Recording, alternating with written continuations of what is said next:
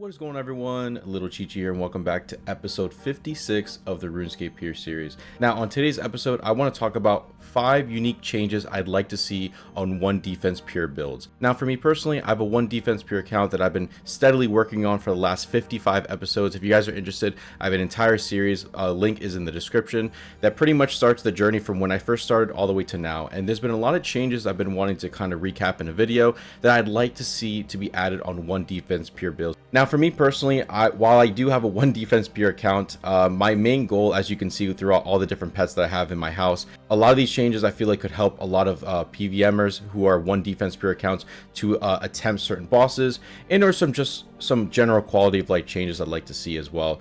Some of them include a little bit of PvP, but majority of the suggestions I'm going to offer in today's video are surrounded by PVMing. So I hope you guys enjoyed today's episode. It's jam-packed. I really hope you guys enjoyed. A lot of thought and consideration was put into this video, and if you guys are interested, please make sure to hit that like button and be subscribed to my channel if you're not already.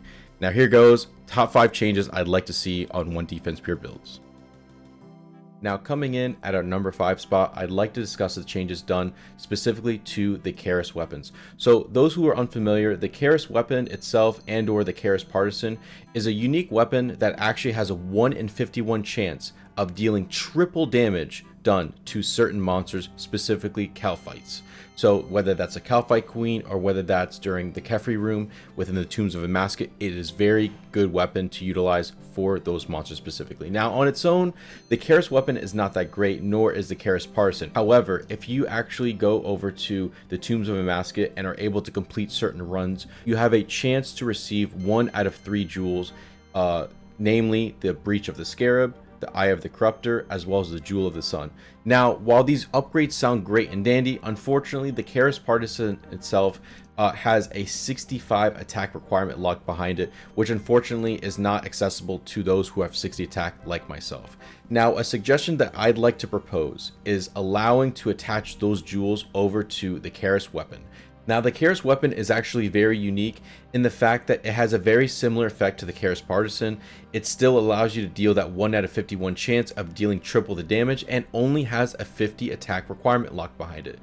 Now, as far as my proposed change, I'd like to see this. Since the jewels themselves have to be unlocked through a Tombs of Amasket run, I feel that being able to have the option to attach the jewels either to the Keras Partisan or just to the Keras dagger itself, I feel like this would be a huge upgrade for those who have 60 attack builds, who can use the Keras or even a 50 attack build, and being able to go through the Tombs of Amasket, deal the extra bit of damage, and utilize some of the really cool hidden unlocks through the jewels and the attachments that they provide to allow extra damage, if not being able to survive a longer duration throughout the Tombs of Amasket run. I feel like this would be a really great update to those who have 60 attack builds, and, you know, being able to deal a bit more damage, whether that's in the Tombs of Amasket or whether that's tackling on the Calphite Queen. I feel like this would be a really great update to 1 defense, 60 attack, if not 50 attack builds. And coming in at our number 4 spot, a change that I would love to see would be to the Colossal Blade. Now, the Colossal Blade upon release was a really great item. This is an item actually obtained by Giant's Foundry minigame, getting 5,000 points and getting yourself a Colossal Blade, which on paper sounds great. It deals an extra bit of damage depending how big the monster you're fighting is. Now, as you can see, the strength bonus with the Colossal Blade is 126. The same is with the Barrow-Truss Anchor. However, with the Barrow-Truss Anchor, I'm hitting a 32. With the Colossal Blade, I'm hitting a 34. Now, the bigger size monster I'm attacking, the more damage it deals. So if I was fighting a monster like a Calphite Queen, which is larger than a 5x5 size tile monster, I'll be able to deal an additional 9 extra max hit on that monster. It's effectively, I think, capping out at 55 total max strength bonus on a 1 defense pure account, which is absolutely insane. The drawback is there's very limited monsters that are that sized, really undervaluing this weapon for its true potential. Now, I referenced the Barrow-Truss Anchor because I feel like this would be a really great potential suggestion that I would like to kind of throw out there. I know with the new Bounty Hunter rework, you can actually imbue your Barrow-Truss Anchor, giving it additional attack bonus, giving it an extra strength bonus, and even giving an extra 15% damage to the special attack, something that the Colossal Blade has no access to. Now, the barrel chest anchor with the new bounty hunter rework is only exclusive to PvP. You cannot take the imbued version of the barrel chest anchor outside of the PvP area. It has to only be utilized there. My suggestion would be this: maybe incorporate, within the bounty hunter shop, maybe we can incorporate an ability that the barrel chest anchor is a 4-tick weapon, or the Colossal Blade can be a 4-tick weapon, because as of right now both are 5 ticks, which is a little bit slower than I'd like to see. Increasing that 4-tick Colossal Blade will make this weapon insanely great and more used within the 60 attack pure community. Like I said, if we can maybe incorporate maybe a cool special attack, maybe reduce the ticks from 5 to 4, would be really overall great improvements. And I'm honestly open to suggestions, but I feel like for such a great weapon, I feel like there needs to be an improvement to the weapon. I think on its own, it doesn't really have that many great uses. I tried it out at Tombs of Amasket and it did okay, but I found that the Dragon Sword or the Dragon Scimitar was a much better option than to utilize the Colossal Blade. Just giving up that extra, equipment slot for an Unholy Book or a Book of War, I didn't really see it. Again, if we can make some improvements to the Colossal Blade and or the barrel chest anchor, maybe those same type of kind of imbues utilize on both, that you can actually utilize in PVMing. So whether you're doing a task, whether you're fighting a monster, greater demons, whatever the case is, maybe we can incorporate an imbue for both the Colossal Blade as well as the barrel chest anchor that can be utilized out of PvP. Now, coming in at our number 3 spot, I would love for PURES to have the accessibility to utilize a black mask for Slayer tasks. Now hear me out. I know this is a fairly unpopular, maybe popular opinion. You let me know in the comment section. But for a brief moment in time, there was a glitch that when Soul Wars was first announced, you could actually utilize a black mask on a 1 defense pure account. I have a video on it if you guys are interested, but it was 100% proven that you can utilize a black mask on a 1 defense pure account. Now, for all those who are familiar, a 1 defense pure cannot utilize a black mask. However, a 13 defense pure may utilize this after completion of Nature Spirit and a few other quests. Now, I personally believe having the accessibility to utilize a black mask on a 1 defense pure account would be instrumental. As you guys can see, I have 1800 total, and I'd say that one of my worst skills that I don't really like training a whole lot is Slayer. I have 74 Slayer. I love PVMing. I love bossing. As you guys can see, I have many pets, and I truly wish if I had the accessibility to be on task, whether that's going to kill Jad, maybe that's going to kill Cowfight Queen, or a few other bosses within Slayer, it would be so helpful if I can utilize the ability to utilize a black mask on a task so I can kill the monsters a lot faster. As of right now, PURES do not have the accessibility to do this, and I feel like this would be something that would encourage a lot more of the player base to actually train Slayer if we had the accessibility to utilize a black mask. Now, let's take a pause for a second. I am not saying that a Pure can utilize a Slayer helmet. That is not what I'm saying. A Slayer helmet should indeed be locked behind a 13 defense requirement with the completion of Nature Spirit as well as a few other quests. I think that needs to stay true. However, as far as the black mask itself, I don't see the harm in allowing 1 defense pure accounts to utilize the black mask for Slayer tasks. Again, you don't have the extra bonuses of utilizing nose pegs, the face mask, all the other things that are inclusive of a Slayer helmet are not going to be accessible for PURES. So it's not even so you can utilize the black mask for every single Slayer task, because if you're killing things like Dust Devils, you're going to need a face mask where you can't use a black mask for your task. However, I feel like a simple inclusion will allow me to fill out a little bit more of my collection log or even my boss kill count and allow me to kill more bosses available to me. I feel like this is something that wouldn't necessarily hurt the 13 defense community, because again, as a 1 defense pure, we will not have access to a Slayer helm, but rather just a black mask. I feel like this would be a great change overall across the board for those interested in Slayer, for those who are just getting started into the game. So I honestly feel like these are some really good changes and improvements for 1 defense pure accounts. Now, coming in at our number 2 spot is going to be a change that I'd like to recommend for the Avia's accumulator. Now, specifically speaking, within the Tombs of Amascut, a new item was unlocked, which is called the Missouri Crafting Kit. This item can be utilized on your assembler. Now, the assembler is only an item that can be unlocked if you've completed Dragon Slayer 2, utilize the Head of Vorkath on your accumulator, and you get an assembler. Unfortunately, PURES have no access to the assembler as of right now.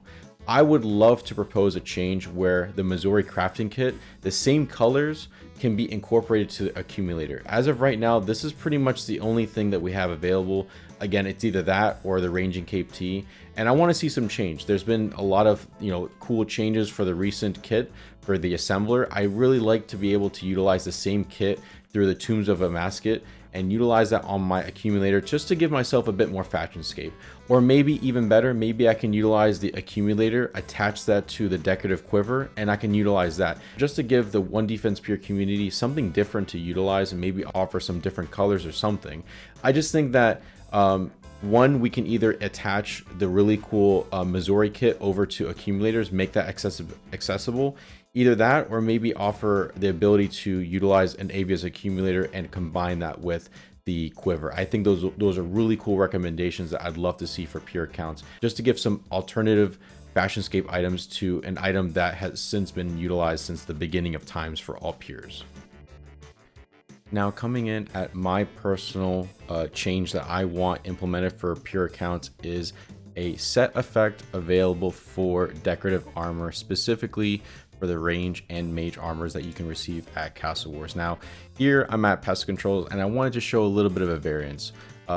Now, Void itself is actually pretty decent. With the accessibility of Void range, this is some of the best early on training armor that you can utilize for training your range, as it offers increased damage bonus, and even for Void melee, it's actually pretty decent armor set to utilize for training some of your early stats without needing to spend a whole lot of money for like bandos and stuff like that.